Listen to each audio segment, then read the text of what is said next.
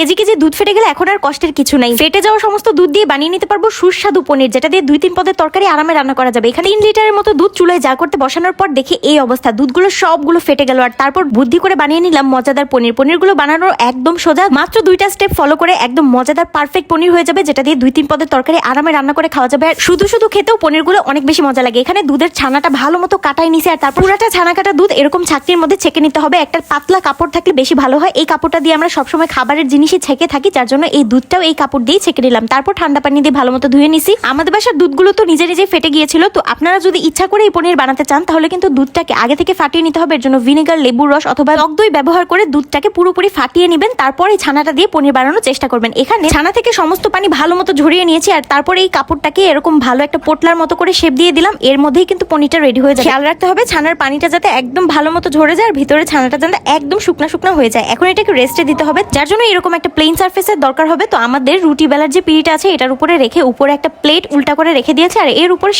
শিলটা রেখে দিয়ে ভালো মতো ভার কিছু একটা দিয়ে দিতে হবে। এভাবে ভারী কিছু একটা উপরে দিয়ে তারপর 4 থেকে 5 ঘন্টা রেস্টে রেখে দিতে হবে। আর 4 থেকে 5 ঘন্টা পর ফিরে দেখলাম আমাদের পনির কিন্তু একদম পারফেক্টলি রেডি হয়ে গেছে। এত পারফেক্টলি জমে গেছে পনিরটা, সমস্ত পানি ঝরে গিয়ে পনিরটা একদম নিজস্ব শেপ নিয়ে নিছে। বাসায় এত পারফেক্টলি পনির বানানো যায় আমি তো কখনো চিন্তাও করতে পারি নাই, বাট আজকে একটু ট্রাই মারতে গিয়ে পুরোপুরি পারফেক্টলি পনিরটা রেডি হয়ে গেল। এই পনির দিয়ে আমরা কয়েক পদের তরকারিও কিন্তু রান্না করেছিলাম। রানটাও দুধের মতোই লাগতেছিল, আসলে ভালোই লাগছে আমার কাছে। প্রথম ফিলিংসটা পনির বানাইছি প্রথম, আর এবার পনিরটাকে কাটার পালা। কাটার পরে এত বেশি সুন্দর লাগতেছিল। ভেতরটা যদিও একদম প্লেন লাগতেছিল, আমি অনেক জায়গায় দেখছি যে পনির ভিতরে একদম ছিদ্র ছিদ্র থাকে, বাট এটা ব্যাপার না। আসলে খেতে তো অনেক বেশি মজা লাগছে। ভিতরটা একদম সফট লাগে আর উপরে একদম ক্রিস্পি লাগে, যেহেতু ভাজা হয় পনিরটা রান্না করার আগে। একদম পারফেক্টলি পনিরটা রেডি হয়ে গেছে। এই রেসিপিতে আপনারাও ট্রাই করতে পারবেন, 100% সাকসেসফুল হবেন, আমি গ্যারান্টি দিচ্ছি। কারণ এটা বানানো অনেক বেশি ইজি, কোনো ভেজালই লাগে না বানানোর আগে। দুর্ঘটনাবশত আমাদের দুধগুলো যদি ফেটে না যাইতো তাইলে তো এত মজার পনির বানানো হতোই না।